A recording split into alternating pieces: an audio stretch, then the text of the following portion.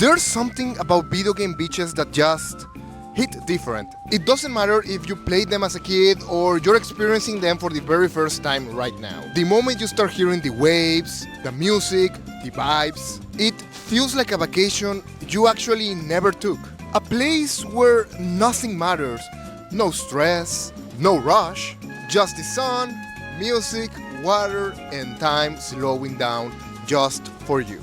And somehow, these digital beaches become one of our most profound memories. Today I want to talk about some of my favorite beaches in video games. But not just as levels, but how they make me feel. Because beaches in games aren't just levels. They are actually real experiences that mean something to me. If there is a video game franchise that understands beaches, it's Mario. So let's get the obvious one out of the way. Super Mario Sunshine. Super Mario Sunshine isn't just a game with a beach, it is the beach. Everything about it feels like summer, the water, the colors, the music, the movement, even when you're cleaning up Bowser Jr.'s mess. It somehow still feels relaxing, it's chaotic, but peaceful at the very same time. Like being on a vacation as a kid, where nothing is perfect, but everything feels perfect. We also have the case of Super Mario Galaxy. In here we have Beach Bowl Galaxy, and this one feels very different. It's quieter, more reflective, floating in a small island in space, with water surrounding you. It almost feels lonely. Besides the penguins, of course. Like those moments on vacations where you just stop and look at the ocean and think about nothing. The same thing happens in Super Mario Galaxy 2, but different. Starshine Beach Galaxy from Galaxy 2 brings the energy back. This one feels more alive, more movement, more color, more fun. It's like the part of the vacation where you stop relaxing and just start enjoying everything. Running around, diving, exploring, it captures that pure joy. And this is also one of my favorite galaxies in the entire game. Next up, we also have Super Mario Odyssey with the Seaside Kingdom. This one is not just fun, this place especially, it feels like the end of summer. Like, you know the vacation is almost over, and you're just trying to enjoy every last moment. You have games, the water looks incredible, and with the ability to dive underwater with the copy captures, you are in for a fantastic time. But not all beaches in video games are about having fun. Some of them also have a deeper meaning. But before that, quick shout out to Koopa Beach for having some of the most amazing... Oh, hello! Whoa, that's crazy, for having some of the most amazing beaches in video games. Being in a beach in some video games is about the feeling of just passing through. And that's the case with The Legend of Zelda Link's Awakening. This beach feels quiet, almost mysterious. It's not full of life, but that's what makes it special. That's where we first get our sword in the game. And it feels like a place you weren't really meant to stay in. Just, visit. But then after returning to this spot, and we get this moment, but you know what, let me turn on my HD glasses. This is one of my favorite moments in the entire Zelda franchise. It feels so personal and deep, the adventure that ends everything except for the memories you created in this place. Yeah, this one's personal. Next up we have the Great Bay and Sorascape from The Legend of Zelda Majora's Mask. There's beauty, but also tension. The ocean feels alive, but also dangerous.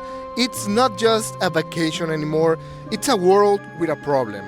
Real problems that the hero must solve. Real problems that you must solve. And that contrast makes it unforgettable. The world is in danger, so even if you are back on the beach, you cannot relax.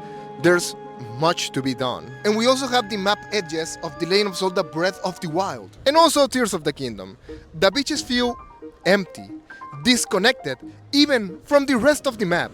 Like the end of the world.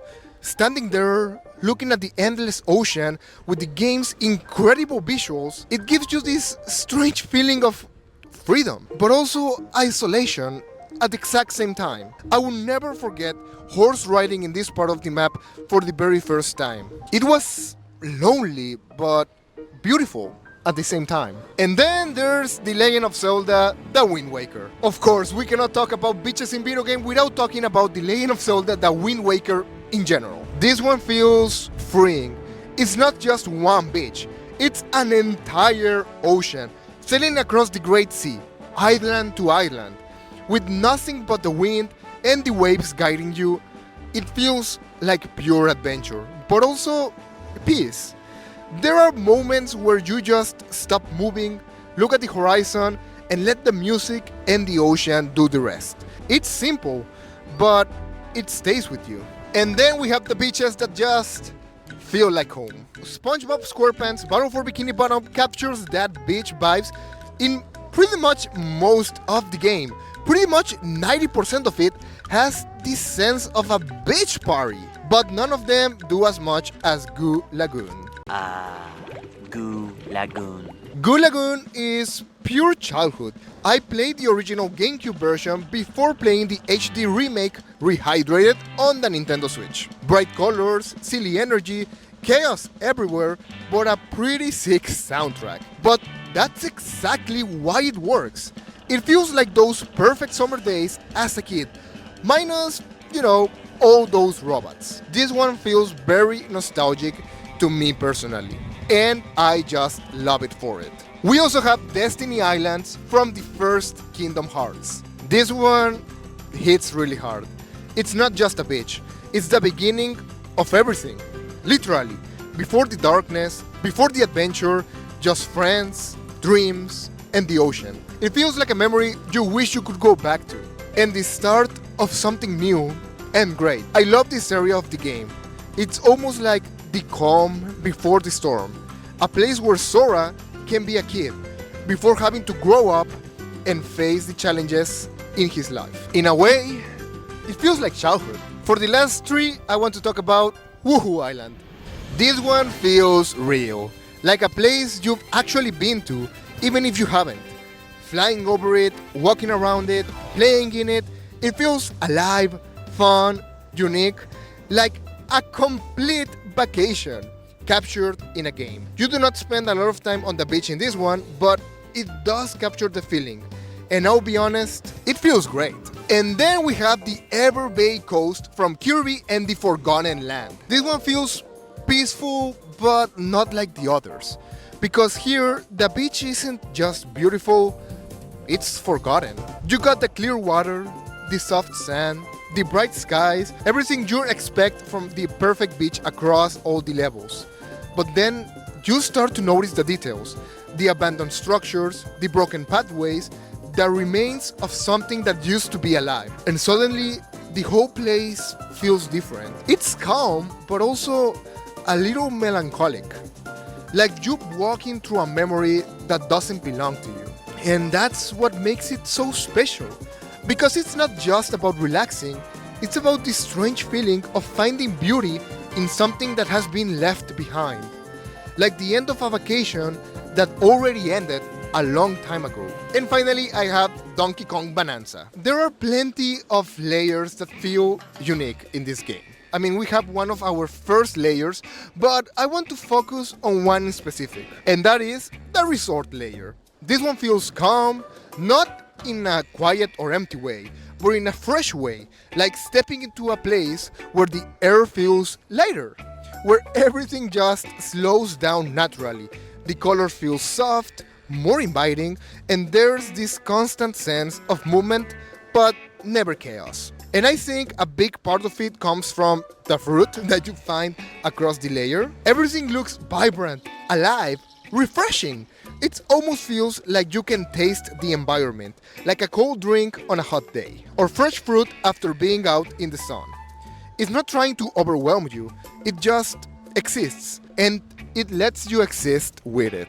There's something clearly special about beaches in video games. They slow things down and give us space to breathe. And they give us something that at the moment we didn't know that we would miss. And that's why these moments really stay with us. Not because of the gameplay, but because of how they make us feel. So yeah, maybe they're just levels, but sometimes they are memories, they are feelings, and they are real. But anyways, that's going to be all for today. My name is DAGG. Do not forget to leave a like and subscribe. That really helps out the channel. And tell me in the comments down below, is there any video game bitch that I missed? Please let me know. I am gladly going to read them all. And I'll catch you next time. See ya! Bye!